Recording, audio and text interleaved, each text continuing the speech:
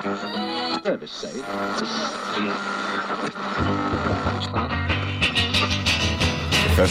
Buzzkill Mini Myths. Hello, Buzzkillers. It's your old friend, the Professor here. You want to know something? I love the Russian Revolutionary period from the early 20th century.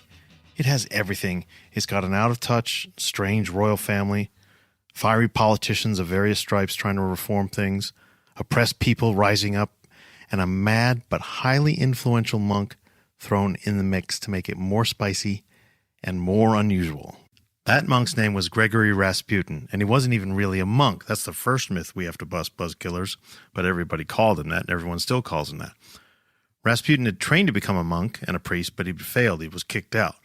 So he became a wandering mystic and faith healer instead, and gained a relatively large following in the early years of the 20th century. He even became well known in the highest social circles in St. Petersburg, including with the royal Romanov family. What happened was Rasputin convinced Tsar Nicholas and Tsarina Alexandra in 1906 that he could heal their son Alexei's hemophilia.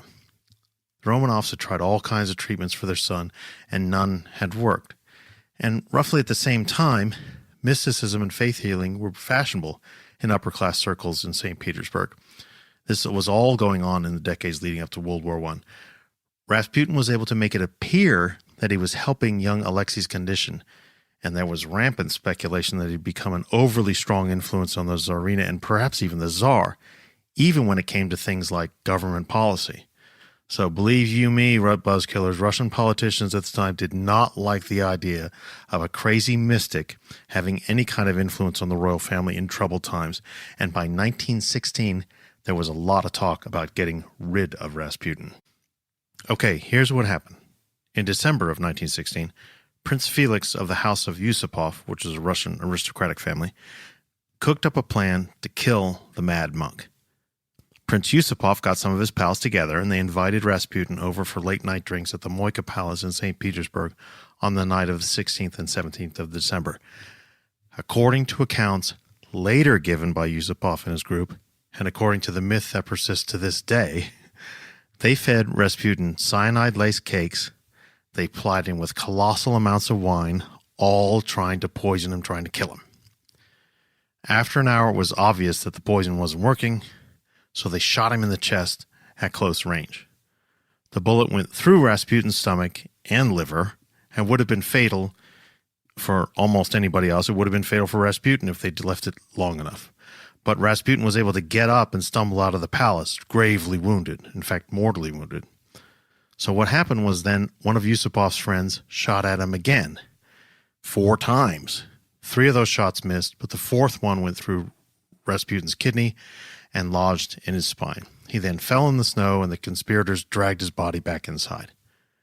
When the body sort of suddenly convulsed, Yusupov himself put a pistol to Rasputin's forehead and pulled the trigger, placing the 4th successful shot right in the mad monk's brain.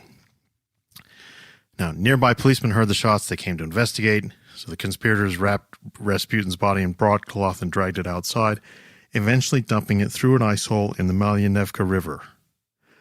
According to the standard story and the standard myth, Rasputin was still not dead, and he tried to claw his way out from under the ice. Can you imagine trying to do that? Eventually, he drowned while trying to get out of the freezing river. Now, you know I like a dramatic story as much as the next professor, but Buzzkillers, there's no evidence that Rasputin was some kind of super stud who could survive poisoning, shooting, beating, and being thrown in a frozen river.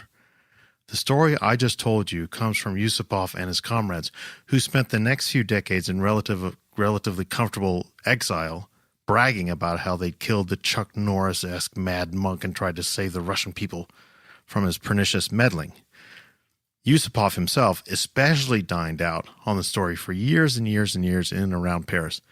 But like anyone who's made stuff up, his story changed a great deal over the years, and even he eventually intimated to a few close friends that Rasputin's death was a good deal less dramatic than he had originally said.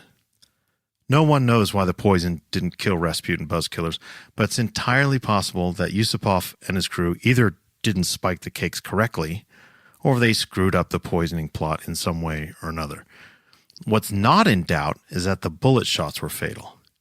Either of the first two shots would have killed Rasputin in a relatively short time anyway.